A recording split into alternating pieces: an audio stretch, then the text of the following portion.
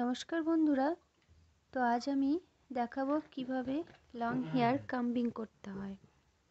Long hair হোক বা short hair হোক, কাম্বিংটা কিভাবে করতে হয় সেটাই আমি দেখাবো। তো আমার হেয়ারটা দেখো কত সুন্দর হয়ে আছে না, হালকা ক্রিম্পিংয়ের মতো। তো তোমরা এরকম হেয়ার চাইলে আগের দিন শ্যাম্পু করার পর বেনুনি করে হালকা করে বেঁধে রেখে দেবে, তাহলে কিন্তু মেশিন ছাড়াই ক্রিম্পিংয়ের মতো হেয়ার হয়ে যাবে। তো দেখো আমি স্নান করব, তো স্নান করার আগে হেয়ারটা ভালো করে আঁচড়ে নেওয়া ভালো। তোমরাও সবসময় যখন স্নান করবে হেয়ারটা সুন্দর করে আঁচড়ে নেবে, তাহলে শ্যাম্পু করার সময় হেয়ার ফলটা কম হবে। তো কিভাবে আঁচড়াতে হয় দেখো, হেয়ার যত আঁচড়াবে তত ভালো একটা ম্যাসাজও হয়ে যায়।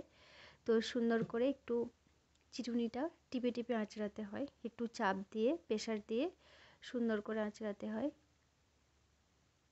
তো লং হেয়ারের জন্য আমি কি ইউজ করি, তাই তো অনেকে জিজ্ঞেস করো যে দিদি তুমি কি অয়েল ইউজ করো। তো আমি ইন্দুলেখা অয়েল ইউজ করি, আর ডাব শ্যাম্পু আর ডাব কন্ডিশনার ইউজ করি। তো আজ আমি হেয়ারটা প্রথমে আঁচড়ে নিলাম, এরপর আমি আমলকি আর পেঁয়াজের রস লাগাবো। তো ওই জন্য আমি আগে একটু আঁচড়ে নিলাম, এরপর লাগাবো।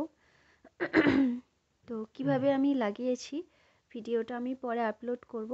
তো এখন কিভাবে হেয়ারটা আঁচড়াতে হবে, কোনো কিছু প্যাক লাগানোর আগে বা অয়েল ইউজ করার আগে কিভাবে আঁচড়াতে হয় সেটাই দেখে নাও, আমি দেখাচ্ছি।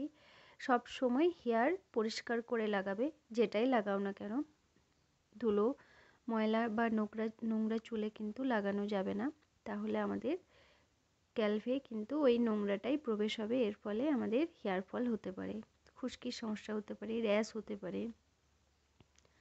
তো হেয়ারটা আমি সুন্দর করে আঁচড়ে নিলাম, এরপর খোপা বানিয়ে নিলাম। খোপাটা কেমন হয়েছে তোমরা আমাকে কমেন্টে জানাবে, বা খোপাটা কেমন লাগলো তোমাদের সেটা আমাকে কমেন্টে জানাবে। আমি স্নান করব, তো তাই মোটামুটি একটা খোপা করে নিলাম। তো খোপাটা কেমন লেগেছে জানাবে। আর সিল্ক হেয়ারের জন্য কি ইউজ করবে, তাই না?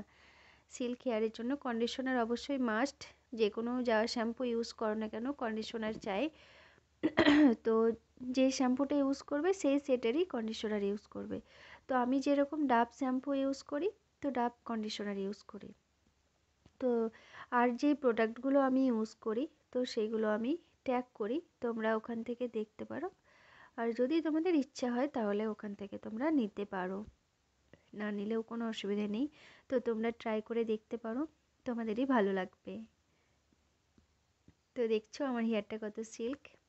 তো সিল্ক হেয়ারের জন্য কিন্তু আমি ডাব শ্যাম্পু ডাব কন্ডিশনার ইউজ করি, আর এর বাইরে একটু আমলা মেথি এগুলো ইউজ করি, তোমরাও করবে।